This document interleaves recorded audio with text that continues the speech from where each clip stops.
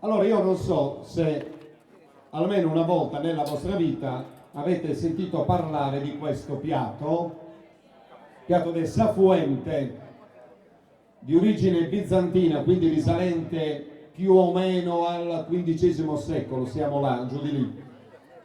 Di rame lavorato, vedete, a sbalzo, serviva soprattutto questo piatto durante i riti della Settimana Santa, in particolare a Siscravamento, laddove venivano depositati appunto i chiodi e tutte quelle cose che servivano per il siscravamento. In epoche più avanzate serviva anche per raccogliere le offerte dei fedeli.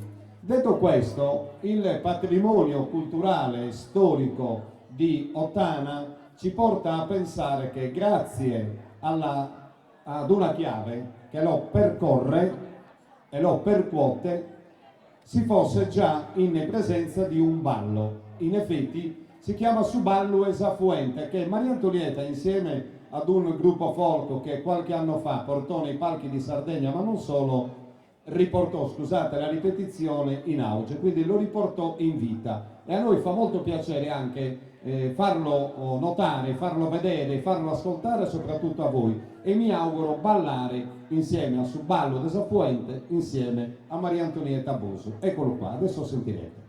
È unico, cioè in Sardegna non esiste un altro affluente, non esiste. Questo è tipico, non tradizionale.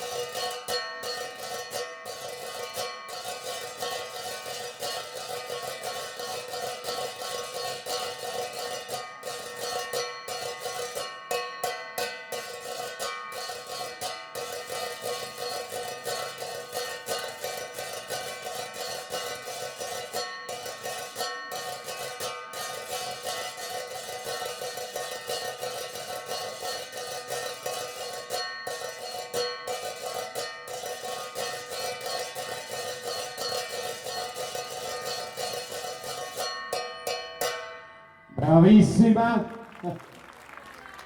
Una bella promozione, ma soprattutto una valorizzazione di quelli che sono gli aspetti storici legati al folklore e alla cultura di Ottana, grazie a Maria Antonietta Boso.